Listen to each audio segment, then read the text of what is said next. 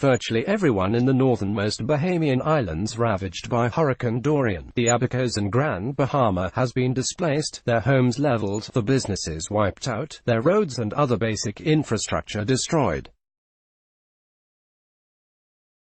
Some 70,000 people on those islands, about a sixth of the Bahamas population, have lost their homes, others are in desperate straits. Washington could and should do more to help. The Trump administration should start by getting its messaging straight. The acting Commissioner of Customs and Border Protection, Mark Morgan, has signaled to survivors that the agency would exercise its discretion to allow them to enter the United States even if the documents were incomplete, a reasonable gesture given that many Bahamians might have lost passports or been unable to access visas or other papers in the storm's chaotic aftermath. President Trump's own messaging has been discordant and characteristically counterproductive. Immediately after the storm wreaked havoc on the islands, he pledged U.S. help with recovery efforts and said, "We're working hard, we're with you, and God bless you." Then, in Trumpian fashion, he pivoted a few days later, warning that some very bad people and some very bad gang members and some very, very bad drug dealers residing in the Bahamas might sneak into the United States. Hence, said the president, we have to be very careful.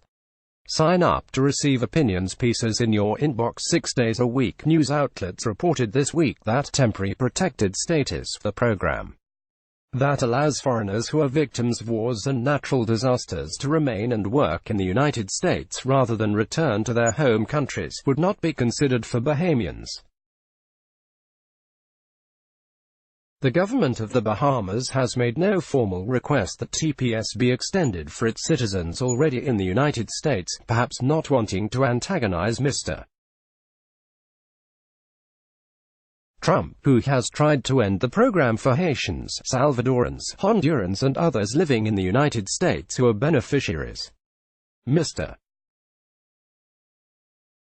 Trump's abiding hostility toward people seeking short- or long-term refuge in this country cannot be allowed to befoul the unusually close business and family ties between the United States and the Bahamas. South Florida is home to a large Bahamian community, and U.S. tourists regularly flock to the islands. Bahamians generally do not need visas to visit the United States, providing they have valid passports and clean police records. Florida Sense. Marco Rubio and Rick Scott, both Republicans, have asked that the Trump administration allow Bahamians to live with their relatives in the United States while they rebuild their lives at home.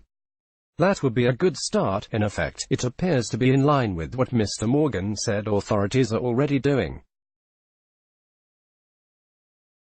A bigger-hearted version of that approach would also grant temporary work permits so that hurricane survivors could sustain themselves in the interim and, in the process, contribute to their families and the local economy.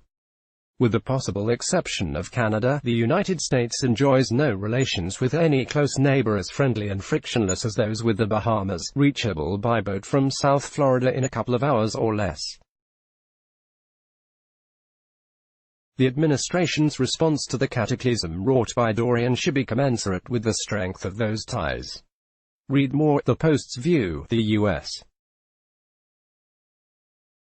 must not forget the Bahamas. Eugene Robinson, help those suffering in the Bahamas. Make sure they have a viable future, too. Juliet K.M. What do you do when your hurricane backup plan is underwater?